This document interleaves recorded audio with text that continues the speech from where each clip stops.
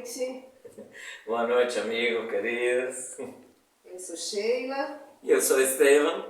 Nós somos o Bio2 e hoje estamos com uma presença de um amigo muito querido, muito importante para a história e o sistema da biodança, que é o Carlos Garcia, que está aqui com a gente. Boa noite a todos e todas. Prazer estar aqui com os amigos, muito queridos. O Carlos é um amigo querido e é uma presença importantíssima na história e na construção da metodologia e do sistema de desenvolvimento humano da biodança. Então, tem muitas histórias, conhece muitas histórias. Sim, muitas. E aí pedimos que você se apresente. Você se apresenta falando Muito bem. um pouquinho da história. Um pouco difícil se apresentar assim mesmo. Então, eu sou Carlos Garcia, como os amigos aqui contaram.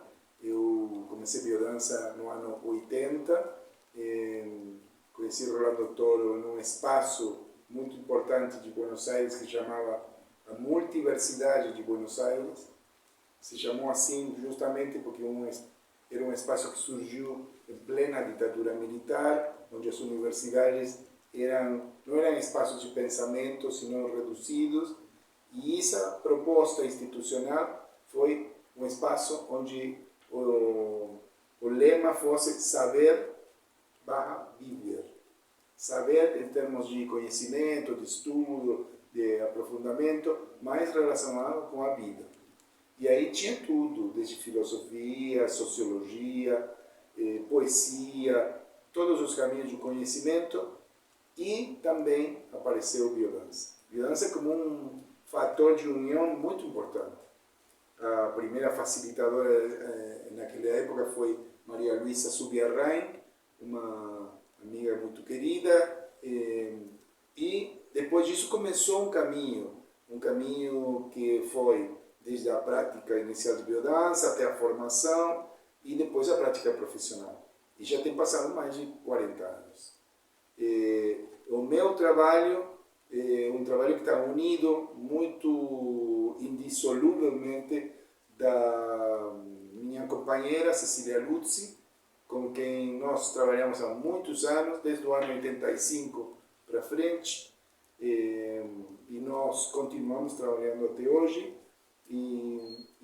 criando experiência, aportando alguns elementos importantes para o sistema biodança, como a amiga aqui colocou. Gostaríamos de conversar um pouquinho sobre biodança. Sim. Que mais? E a biodança hoje, como é a sua percepção? Qual a sua percepção, você que conhece a biodança não só na Argentina, no Brasil, em outros países da América Latina, Sim, mas na Espanha, na Europa. Então, como que é a sua percepção de como as pessoas vêm fazendo biodança, o caminho que a biodança... Então, é uma pergunta muito ampla, muito extensa, porque há uma diversidade de formas de fazer biodança em diferentes países. Não é a mesma coisa fazer biodança no Brasil que na Argentina, ou na Espanha, ou no Japão. São culturas diferentes. Agora, tem um elemento comum, que é a cultura que permeia todo o planeta, que é uma cultura relacionada com ver a natureza, ver o entorno como se fosse um objeto e não um sujeito. E aí a biodança tem um rol fundamental de recuperação da ideia do fato concreto de rehumanizar vínculos, ações e o rol do ser humano no mundo, que deixe de ser coisa para ser sujeito outra vez. Para mim isso é super importante e esse é um processo em biodança. Biodança não é só dançar, é dançar a vida. E essa dança da vida tem um sentido na medida em que recupera a vida para a dança. Se fosse só dança de salão ou uma coisa divertida, não teria necessidade de ser uma metodologia. Tem muitas expressões de dança no mundo. Agora, o que nós observamos é que a dança pode ser um passatempo. pode ser uma forma de fuga, foi também uma forma de arte e de expressão. Agora, para nós, dançar a vida implica um ato de transformação. E esse ato de transformação exige de nós compreender um processo, como se está vivendo no mundo, que cambios, que mudanças houve no ser humano, porque nós estamos num mundo onde há muita infelicidade, muita dor, muita guerra e, sobretudo, muita violência. E nós estamos num mundo humano, mas desumanizado completamente. Esse fator que dá sentido à humanidade, que é afeto, que é a afetividade, que é o cuidado, se perdeu em uma cultura que é uma cultura de troca, uma cultura de transação, uma cultura economicista e, sobretudo, cosificante. E, para mim, isso é importantíssimo. E, então, é possível também cosificar a biodança, tornar a biodança um objeto de desejo, um objeto de consumo. Eu, por exemplo, entendo que é um caminho que está acontecendo, que é totalmente revertível, mas que está acontecendo, naturalmente está acontecendo, nos leva a consumir também biodança, né? Sem dúvida, esse processo do consumismo, de ver as coisas como objeto, nos leva a pensar que o mundo é um espaço de extração, que eu posso pegar qualquer coisa, tirar qualquer coisa, porque está à minha disposição. Imediatismo também. De imediatismo, está à minha disposição. E aí cai a falsa ideia de que amor, ternura, erotismo pode ser adquirido como uma mercadoria. Posso ir num supermercado das emoções e comprar isso. E eu acho que isso é um problema para ser resolvido, não só em biodança, em todos os sistemas que podem ser transformados em objeto de consumo. E que as pessoas se sentam atraídas em chegar lá e consumir biodança, consumir exercícios, com a expectativa de que eles não têm que colocar nada. Nós temos falado muitas vezes que há uma distinção forte entre consumir e consumar. Biodança é um processo de consumação, de realização, de levar as coisas à suma das possibilidades. E esse é o processo humano evolutivo. É um processo que a vida, desde seu começo até hoje, vem seguindo. Consumação, levando as coisas à suma das possibilidades. Os organismos, os sistemas biológicos, os sistemas sociais, a gente vê que vão seguindo um processo evolutivo. Agora, nossa última época, sobretudo da Revolução Industrial para cá, tem sido uma época onde a vida, a natureza vem se transformando em ideia e, sobretudo, em coisa. Isso leva à falsa percepção de que as coisas podem ser consumidas. Mas é compreensível que num mundo superpopulado como esse, um mundo cheio de pessoas, a gente necessita consumir certas coisas para sobreviver. Ir no supermercado, agricultura, coisas, especialmente para a vida.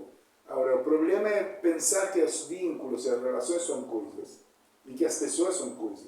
Quando a gente começa a consumir uma família, ou começa a consumir um casal, começa a consumir um parceiro, o parceiro já não é objeto. O parceiro é um sujeito sensível, alguém com emoções, alguém com muito para aportar, e as relações têm que ser desenvolvidas. Não são coisas para consumir. A gente não pode comprar parceiros no supermercado. Não pode comprar amor. Essas coisas precisam ser desenvolvidas. E, para mim, esse é o objeto da biodança. Que os facilitadores compreendam que aí há um processo de desenvolvimento e de percepção, de câmbio, da percepção de que as coisas precisam ser trabalhadas. A própria identidade, os vínculos com os outros, precisam ser desenvolvidos. Não se dão espontaneamente. E conjuntamente. Exatamente. Conjuntamente, porque muitas vezes também tem um extremo individualismo. A pessoa pensa que eu não fico em grupo nenhum. Então, e consumar, como você falou, tem um prefixo com, que é companhia, é com o outro. É aí que se manifesta a minha identidade, e é aí que a minha identidade vai se formando e modulando e sempre mudando. Entrando naquela dança da vida, né? Que não para, mas que a gente vai crescendo também. Sem dúvida. Por isso, Biodança é uma experiência grupal, não poderia ser individual. Essa cosificação, essa cultura cosificante da que estamos falando, também comporta um indivíduo egocêntrico que pensa que ele é sozinho no mundo e que se vale por si mesmo. É muito uma ideia do centro geográfico do consumo, que são os Estados Unidos, onde se fala muito de self-made man, homem que se faz a si mesmo. Então aparecem grandes empresários, grandes empreendedores, nós podemos ver esses íconos, Elon Musk, o criador da Apple, Bill Gates, pensam que são pessoas que se fizeram a si mesmos. E é interessante mostrar para eles que alguém fez o tendido elétrico, alguém fez a rua para você chegar com o seu carro, alguém transformou essa cidade, fez o esgoto. Tem um sistema enorme que não é você sozinho e que não é uma coisa que se fez só para você, se fez para a convivência humana. E Biodança tem que recuperar isso, sentir que nós nos vamos construindo entre todos. Eu modifico você, a amizade de vocês modifica a mim mesmo, e nesse processo de percepção sabemos que crescemos juntos, que nossa identidade sempre depende do outro. E não é uma dependência, é uma codependência. Sim, eu lembro que um tempo atrás, desculpa te interromper, mas pouco tempo atrás estava como participante no grupo de biodança e teve uma mulher que tinha pouco tempo que estava no grupo e ela colocou isso em palavras. Na verbalização que a gente tem antes, né, no relato de vivência ou a intimidade verbal, ela falou, eu venho aqui para me abastecer de energia aqui e vocês podem ter certeza, amigos, o dia que eu não estiver aqui é porque estou num lugar muito melhor e eu estou muito bem. Não se preocupem comigo, é o cúmulo do egocentrismo. Ela vem aqui só para a questão extrativista, né? Para extrair do grupo e depois se reabastecer de energia, de vitalidade, de afeto, e depois, não importa, se não volta mais, já cumpriu seu objetivo. E aí é importante o rol do facilitador, de sair desse papel de provedor. Eu não estou aqui, por exemplo, como facilitador, não sou alguém que tenha verdades para vender para os outros, não tenho um estilo de vida que seja o melhor para compartilhar e dizer isso, você tem que ser como eu. O rol do facilitador não é ser modelo, não é ser uma espécie de ícone aos quais você tem que se parecer. Os outros têm que se parecer. Sim, ou essa coisa de discipular, né? De claro. ser, eu sou o mestre. Claro, aprenda de mim que eu sou o caminho, a verdade e a vida. Não é isso. O problema é que a gente está se fazendo junto. O que me diferencia a mim como facilitador é que eu sou consciente e fui formado num sistema para apresentar isso, coordenar o grupo. Mas Facilitar, né? Claro, facilitar. Mas em termos de humanidade estamos no mesmo processo. E pensar que alguém pode vir consumir de mim e extrair de mim aquilo que não desenvolve por si mesmo é um erro na facilitação. Você não vai se levar nada daqui. E, além do que você menciona, há uma fala muito comum nos grupos e é a distinção entre aqui dentro e lá fora. E que aqui dentro é maravilhoso, todo mundo se quer, todo mundo se ama. Lá fora é um mundo horrível. É que não tem diferença entre lá dentro e lá fora. As pessoas que estão aqui dentro vêm de lá fora. Não vêm de outro lado, não vêm de um espaço diferente. E voltam para lá fora. E voltam para lá fora. E isso para mim é importante. Primeiro, porque aqui dentro não é a ilha da fantasia. Um grupo de biodança, um grupo de psicoterapia, seja o que for, não pode se transformar numa ilha onde todo mundo se ama, todo mundo se quer e não interage com a fora. A função da biodança é modificação no entorno. E aquilo que você trabalha aqui precisa levar para fora. Não tem sentido se você abraça um companheiro, é capaz de acariciar um companheiro e depois não abraça seu filho, sua mãe, os seus amigos. Se você pensa que só tem amigos dentro da biodança, então a biodança não está funcionando. Nós precisamos levar um sistema para que isso modifique a realidade. Essa seria a função de um processo terapêutico. Uma vez perguntaram para Margaret Mead, uma grande antropóloga, qual era o primeiro sinal de civilização que ela encontrava. E ela pensou e respondeu: o primeiro sinal de civilização na antropologia é encontrar um fêmur, um osso fêmur, que tenha sido soldado. E o público, os estudantes ficaram perplexos. Mas como é isso um sinal de civilização? Não seria uma tumba funerária, alguma inscrição? Não. Um fêmur fraturado e solidificado implicou que alguém se quebrou essa perna e outro ficou aí para cuidá-lo. Se não teria sido comido pelos animais ou morrido imediatamente, mas se esse fêmur foi solidificado é porque alguém ficou aí durante um tempo para cuidar. E isso é civilização. Afeto. Afeto, ternura e cuidado. Heidegger, no Ser e Tempo, fala uma fábula sobre o cuidado. O cuidado é essencialmente aquilo que nos faz humanos. Não podemos perder isso de vista. E esse cuidado deve nos relembrar que cuidar o planeta, cuidar as relações, cuidar os vínculos, cuidar o trabalho, implica isso, não vê-lo como objeto, não vê-lo como coisa. Não é para consumir, é para compartilhar e crescer juntos.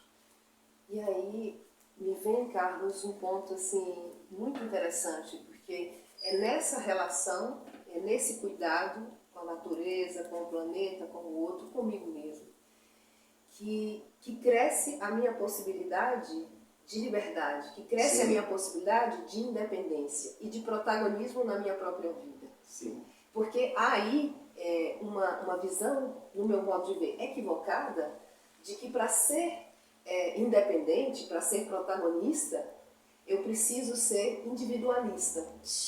E não é verdade. É nessa relação afetiva em que eu me entrego que eu me torno mais forte. Lógico, que bom que você tocou isso, porque dentro desse mundo consumista existe uma falsa ideia liberal, entre aspas, que não tem sentido de liberdade nenhuma. A liberdade não é um fenômeno individual. A liberdade só se dá em relação com os outros. Quer dizer, por exemplo, com esse negócio da pandemia, as pessoas diziam: eu tenho liberdade de não me vacinar, tenho liberdade de fazer o que eu quiser, e se os outros se contaminarem, que se virem. Então, isso não é liberdade. Eu não tenho liberdade de andar a 300 km por hora pela rua e dizer que os sinais, os faróis, vão cortar minha liberdade. Eles regulam a convivência. Portanto, liberdade só tem sentido coletivo. Eu sou livre não porque eu faça o que eu quero, o que me dá vontade. Eu sou livre na medida em que sou alguém que entende tua liberdade também, teus desejos, e a gente coexiste. Não sou livre de qualquer coisa. E também não sou totalmente independente. Por exemplo, sou independente do ar. Eu dependo do ar para respirar. Não sou independente da água. Não sou independente do planeta. E nem dos outros. Não é que seja dependente. Eu sou interdependente. E nesses vínculos sabemos que a presença do outro é essencial. Por que seria uma época onde a depressão é a patologia mais concreta? Porque as pessoas vão perdendo, nesse suposto ideia de independência, não querer vínculo com ninguém, a capacidade de sentir. Uma das patologias associadas à depressão se denomina alexitimia. A alexitimia é a falta de vinculação emocional e de sentimento pela vida e pelo entorno. Essa é a capacidade de sentir. E, portanto, isso não é independência. Isso é isolamento. Então, quando as pessoas dizem para mim, eu debocho um pouco, quando as pessoas dizem: eu vou ir para o meio do mato, para o meio do bosque, porque não gosto de vínculo com pessoas. Então, eu gosto de vínculo com as árvores, com a mata. Então, eu sempre recomendo, dessa maneira, você não vai desenvolver a sua identidade, vai desenvolver a sua arboridade, vai virar um bom árvore, mas nunca um bom ser humano. A presença do outro ser humano é essencial para desenvolver a tua humanidade. A humanidade se dá nesse processo de intercâmbio. Uma criança vê nos olhos da mãe o espelho onde ele vai evoluindo, e nas carícias no entorno. E se ele é maltratado, abandonado, também sofre consequências muito desagradáveis. Um ditador, um fascista, não é uma pessoa livre, uma pessoa que faz o que quer. A gente pode ver a história de uma criança maltratada no início da vida, de alguém que ficou sozinho, sem contato, e que vira uma pessoa revoltada, agressiva, cheia de violência. Então, nós podemos ver que esse fator de codependência é essencial no sentido de construção de vínculos, de saber que tem coisas que podem machucar você e que o respeito está dentro da liberdade. Eu sou livre de desejar, mas tem que coordenar com você as minhas ações. Isso é fundamental. O Orson Welles, um grande artista do cinema, foi entrevistado uma vez e o cara, o entrevistador, o jornalista perguntou: você alguma vez contratou amigos para fazer filmes? E ele disse: frequentemente. E você se enganou? Frequentemente. E você voltaria a fazer? Frequentemente. Mas por quê? Se você não se deu bem, por quê? Porque para mim a arte não existe em pureza. Para mim a amizade é muito mais importante que ser arte pura. A amizade é algo essencial na vida do ser humano. Depois eu posso fazer um bom filme, mas para mim está primeiro a amizade.